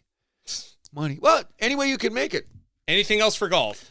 No, but I really think if you're going to watch today, you're going to see a lot of cheers. I hope they come up to board. Lowry, the three guys under 25 are in the top 15 or so. Keep your eye on it, people. It's going to be a lot of fun, but Scotty Scheffler is definitely the front runner. Absolutely. We'll move this over to the CFL. Where really? Do we have to? Well, hold on. So first of all, wishing the best of health to Argos offensive lineman Ryan Hunter, out 6 to 8 weeks after getting hit by a car while riding a scooter. Kills me when I hear that shit. Yeah, just kills me. They say something that thank God he was a big athlete in shape. Could have been worse. 6 to 8 weeks ain't bad for getting hit by a car. That's what I'm saying. Godspeed in your health. When I hear shit like that, I just You know? Yeah. Anyways. Chad Kelly, unfortunately, was not back for the Argos Thursday night match against the Montreal Alouettes. The Argos went into the fourth quarter with a 25-14 lead, but they got shut out in the fourth and lose that game 26-25. Their guys really weren't much better than ours. That was a totally winnable game that they just blew. Sloppy as hell. You know what? I went back and watched about the last 8 minutes because I had it on there because I'd seen the highlights first. You can't win like that. This season's how close is the season over for the Argos now? Oh, they're on fumes now. They're on life support. Okay. Just praying that when Kelly comes back, he can just he has a run of run. Yeah, exactly. Yeah, that's the only because you could still do it. Like we know the history of the CFL. Like, but I mean, they're what now? What's their record? Were they like 1-5? 1-6. I think 1-5. Let me just double check that. 1-5. Whoa.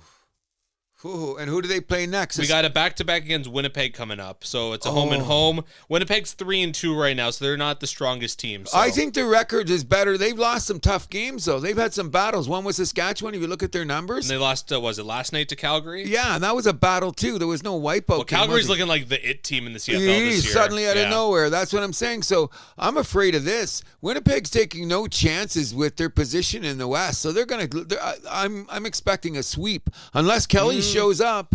We'll see. Oh, no, I'm predicting right now, and I hate to say it, I'm an Argo guy. Sorry, Serge and the crew. Winnipeg going to sweep our asses. Yeah. You see the way we play? Like, come on. You know what? Lack of discipline. Looking like, I mean, on the surface, it looks like it's going to be a long summer for Toronto, Ottawa, and Edmonton. You said it, not me. Yeah. Yeah. Anything else for the Argos? No, I just hope they'd be better. Yeah, me too. We'll move this over to the WNBA, where unfortunately Caitlin Clark injured her groin in the ending of a victory over the Connecticut Suns. She has missed all of All-Star Weekend, basically, including the 3-point contest, which is a major boo. But Sabrina Ionescu ended up winning it last night with a big 30 points. Yep. Over Alicia Gray of Atlanta. And the All-Star game will be kicking off tonight with live subs, a 4-point shot, and they're cutting down on the free throws, which will only be available in the final 2 minutes and overtime, which I think is pretty interesting. I do too. It's just going to let the physicality of the game get crazier. Live changes, that's going to be cool. Oh yeah, that's a little bit of a throwback to a slam ball. That was part of the rules there. Yeah. So we've mentioned another time. I don't think that the WNBA is shying away from their physicality anytime soon. No matter what the critics say or what anything. On the note about Caitlin Clark, as I was explaining to my wife. And we've had a discussion about husband and wife last night in context. It was very funny, but that's a story for another time. My forever girl, so to speak, was going, oh, she's missing games. Please tell people when you have a soft tissue injury, they're the scariest because you got, how long, because it's that thigh injury, right? They say it's a soft, whatever they call it, soft tissue issue.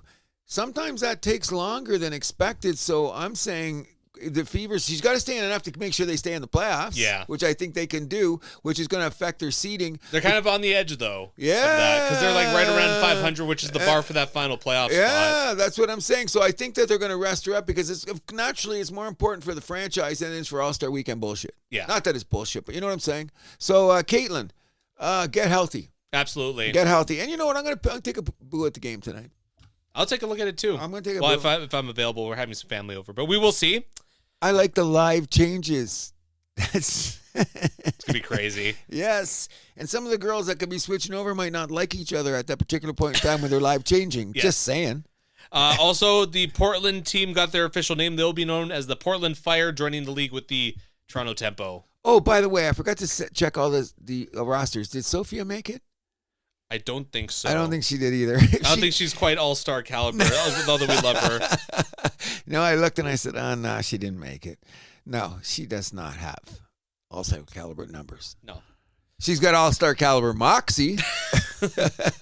Maybe some other things too. Oh, yeah, but but her numbers are getting better. Sure. And she's got the old, she does things that aren't in the box score kind exactly. of deal. You know what I mean?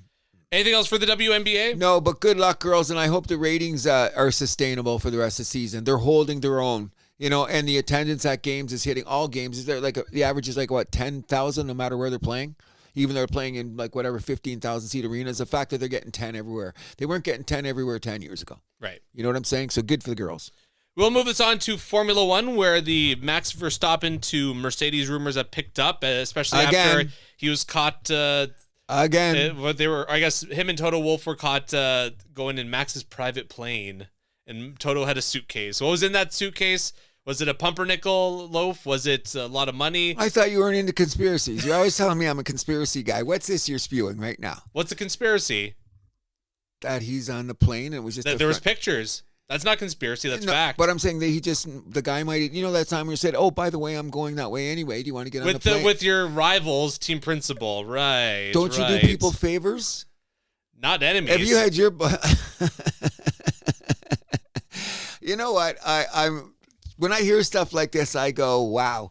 It's all about Max anyway. You know what I mean? Wow. So, and the bottom line is, when he jumps to Mercedes, I guess I'll have to continue to be a fan.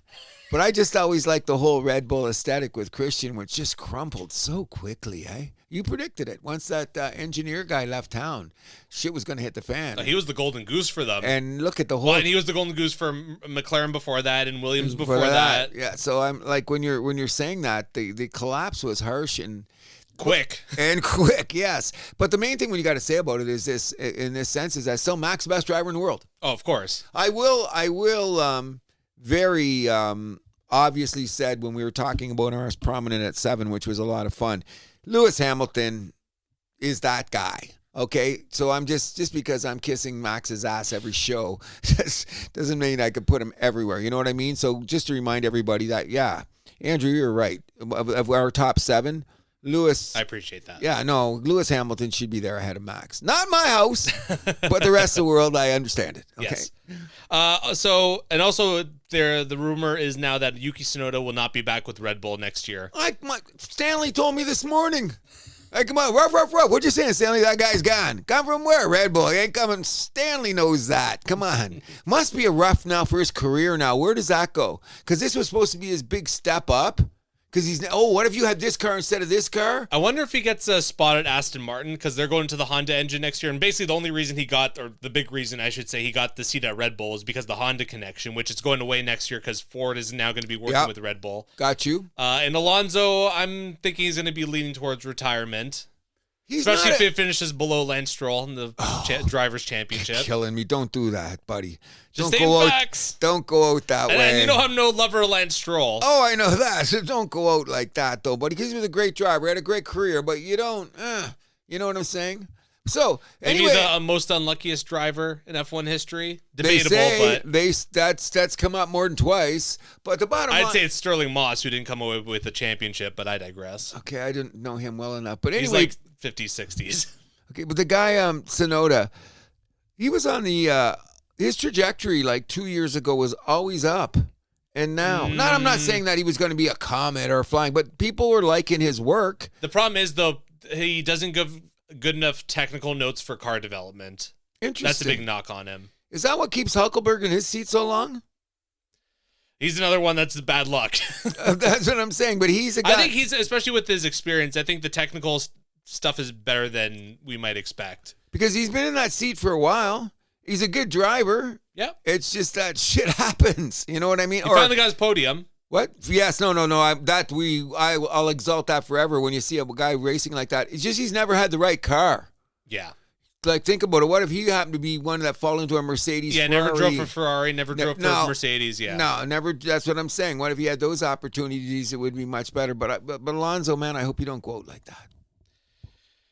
Not everyone gets to decide when it ends, right? No kidding. Apparently he's got the seat for life with Aston Martin, but I don't know. If it's depreciating results like this, you got to ask yourself.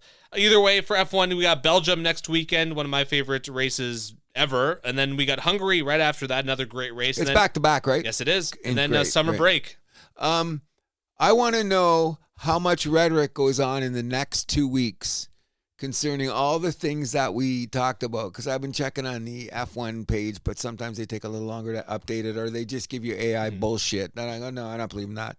But it's going to be interesting because there's 5 or 6 storylines that are going to be so hot, including the ongoing Oscar Lando. Oh, yeah. You know what I mean? Like Williams is another one to keep an eye on. Williams, because they had that hot start, but now they're starting to fall back to the pack. Yes, yeah, they're having issues in there.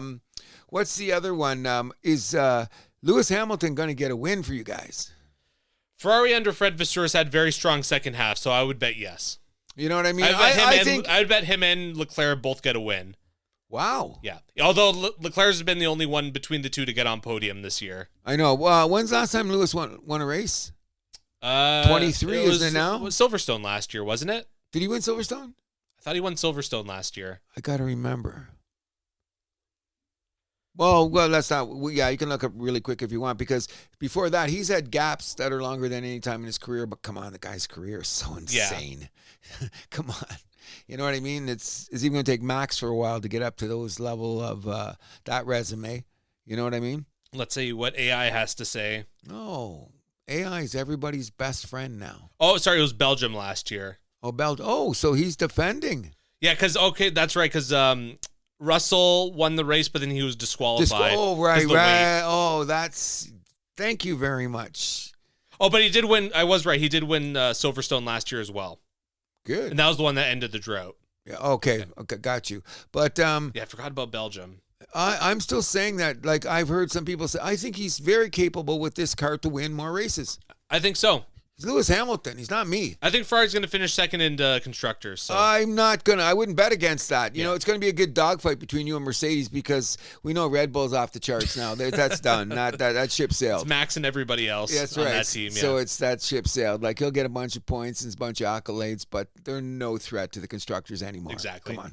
Anything else for Formula One? No, but I'm looking forward to it. All right. Very much so. We'll move us over to our trivia question, which, Stephen, I'm surprised you got one out, given that you were at a wedding last night, but I guess you got it done before.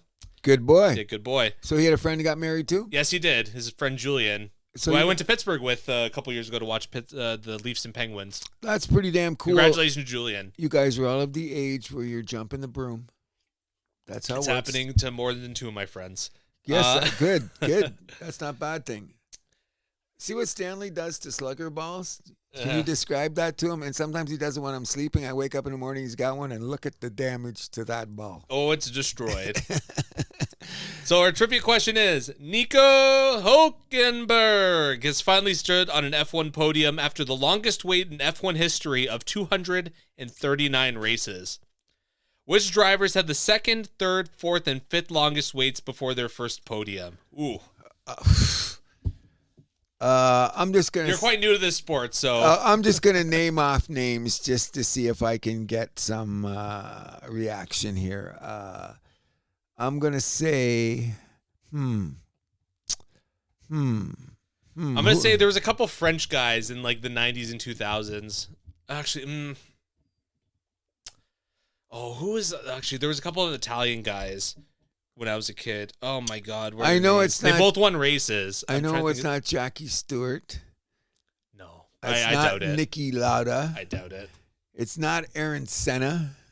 No, definitely not. I'm trying to think of guys that like the. I'm gonna say Fisichella is one of them. Okay. Who's the other Italian? Damn it. There's a guy racing right now because I heard them say it. That's presently one of them. There's a guy racing. So who's racing now that has a big streak that's never been on a podium? But he hasn't reached podium yet? Hasn't reached podium yet. Is there someone out there now? There's a bunch of them, but one guy's got I don't know who it is, but I remember they were talking because they were talking about naturally who's the next guy in line. Yeah, who could it be? There's somebody else that I would know because I never remember enough about the... Yeah, because the Ferrari guys, they both made it. Mercedes, Red Bull, McLaren, Williams, all those guys have been on podium. Ooh, this is tough. I think it is. I could be wrong, but I think there's a correlation, but it's not. It's like this Hülkenberg streak is insane. Nobody else. 239. Yeah, that might never be broken. No, exactly. And no, some of those guys never get that many rides. Exactly. So, you know what I mean? Yeah. So, and there's a bunch of guys that have rides that have never won, never got a podium, but that's what. But those guys don't. Less than 100, yeah. Not even 100 rides. But I think I could be wrong, Stephen. I think maybe that's the reason why I brought the question up. I vaguely remember when they were talking about the record being broken, who is next in line that's riding right now. Yeah. And I went, oh, interesting, but I can't remember. Could have been a guy on Alpine. Who's on Alpine? It's Gasly. Oh, maybe Gasly. He never had a podium. Oh, he's won a race. Oh, yeah. So, no, what's the other guy? Not Gasly, then. The other guy's a young guy on that team, so definitely not. No, there's somebody else I'm trying to think of right now. Gasly has had a podium, though. Yeah, he's won a race. He's won a race, yeah. He won Monza, I believe. That was fun. I like him a lot. I'm going to say Fisichella. I can't remember the other Italian guy's name. Okay, let's find out who it is. Okay. Survey says. Carlos Sainz is number 2. 101 races. See, that's why I knew there was a correlation. Yeah. Why didn't I just say? Because I thought that guy had a podium. Well, he does. But I mean, it took him 101 to get on podium. Yeah, okay. Number 3 is Martin Brundle, who's now a commentator. Wow. Yep. Mika Salo, who I remember when I was a kid. Yeah. And then Johnny Herbert, 67 races. Wow. So so Hülkenberg was 239, then Sainz 101, Martin Brundle 91, Mika Salo 72, and then Johnny Herbert 67. So yeah, this Hülkenberg record's probably never going to be broken. So the thing in my brain, he's lapping the competition. Oh God, yeah, 100%. But I think that's where I got confused. I should have, because I thought I know Carlos Sainz has had a podium. Oh, he's won races. That's won races, yeah. So I forgot to ever think that. Oh yeah, it might have took him a while to get there. But I knew it was someone he was with today. like McLaren when they weren't good. He was with Renault, who's never good. Never. But yeah. Well, I mean, they won 2 with Alonso like 20 years ago, but that was it. So you know what it is? I've got to have a collective thing now. When I hear shit like that, I'm going to write it down. But I would never write that down because I didn't know that Stephen would be clever enough to give us that trivia question. You know what I mean? Because I remember that's what I said. There's somebody racing now who's got the record. Because I remember them talking about it. I would never have figured it was he's second place, yeah. Yeah, but I would never have thought it was him. But I should have put it into perspective. Like, how many did it take him to get there? You know what I mean? And I like him, but he's a bit of a whiner this year, too, eh? I think he's whining or just... I think Albon's the bigger whiner on that team. Point well taken. He's just started... I don't know what's going on with him, but... anything else you want to... I guess what's the thing you're looking forward to the most this week, sports-wise or otherwise? The British Open. The conclusion of the final 2 rounds. Yeah, exactly. Oh, by the way, I'm going to be I will not miss an inning of the Jays starting on Monday. Of course, I'm going to watch the San Fran games this weekend, but look at our next 2 opponents. Oh, the Yankees, huge and followed series. by Detroit City. I'm going to be hating to cheer for that. I'm just hoping for a split there. Mr. BOH, you know me. I tell you, I hate watching those games. Gonna show up in your Habs jersey? Something like that. I don't know. My Marner jersey if it gets here, okay? In any event, no, because I'll hate to watch. You know what, though? I will be cheering for Toronto more in this respect. The Tigers are so far ahead that they can afford to lose a couple games. So come on, Detroit, give us a little break. I'm sure they're in the charity business now. No, I don't think about it. I mean, from my personal perspective, I would like to be able to call some GMs and go, here's my position as Cruz from else that happens. And I was thinking about the games like this. So you guys are up there. Cleveland ain't getting close to you. Come on. You got Kansas City. They're a mess. So if you drop 3 or 4 to Toronto, it's no big deal. You know what I mean? I'm going to put in the call. They might block your number after a couple tries. For me, it's obviously the Toronto-San Fran game I'm going to tomorrow. Oh, good. Also, good. might be going to see Superman again this week, so we'll see. That's huge. If you're going back to see that movie again, because you know what? My nephew's coming over on Monday, and he's staying about 8 or 9 days, and my Pepper is wondering what movie to take him to. So Superman's perfect. I'm going to say, yeah, that could be a good thing, because it'd be good for the girls. I mean, there's a little bit of cussing in the movie. That's the only he's thing. 13. You don't think he's swearing? swearing? He's 13. Okay, yeah. He's 13. I was thinking like he was like 8, 9. No, he's 13. Okay, so yeah, he's good. A few shits and yeah. no F-bombs. That's PG-13, you're allowed 1 F-bomb. I don't think they used it, though. Interesting thing you said that, because you're already seeing the trail of the story and how uplifting it's going to be. You don't need vulgarities to be uplifting. Well, it's also a James Gunn movie who did the Guardians of the Galaxy. Okay, so that's true too. Oh, and by the way, I don't know. Maybe I'll just play this part for my forever girl out there. But speaking of vulgarities, we had an issue this week. Okay. Something came up, and I was a little bit boisterous like I can be, and I said, fuck twice. And my forever girl looked over at me and goes, don't swear like that. Don't swear like that. Don't. I looked at her and I said, between my granddaughter and my forever girl, they got my ass kicked. So anyway, dear, while we were doing that the next day and when people come over, I heard you use the forceful, unlawful, carnal knowledge word about 6 times in an hour. So you know what the moral of the story is, and this is how you should use vulgarities. When I do say them, they're effective because people are not used to me swearing. I know you swear a lot on this show. That's it. This is the only time I swear, and I'm trying to cut that out because I'm just get like that. But it's an interesting thing to say because I'm not one to use vulgarities, and I had to bring that up with me. So what if I swore a couple times? I haven't heard you swear in days. And you set a standard. That's the problem. That's not a bad thing. So swear when you mean it. It's like pray when you're happy and be polite. Same shit. Let's go with it. Yeah. Anything else you'd like to bring to the table? That's just about it. Looking forward to a great weekend. Got Maizio and Maizia coming over today for dinner, so... Most excellent. Hope things have a wonderful time at the Milani family this afternoon. I will be out of here immediately because I got to go meet some people concerning my girls in the backyard. I have to meet them. I know which girls you're talking about. Yeah. Okay, next time, next week, I'll introduce you to them. Okay. I was going to do the show outside again, which I'm dying to do. But again, guess what? We were Airplanes. I went out this morning to my first coffee of the day. It was insane. So we really can't do that. Hopefully in the future that we will. Oh, well. We'll keep this moving. Anything else you want to mention? No, I just, the weather is good. Don't complain about the heat. And every time that it's humid, think January. Exactly.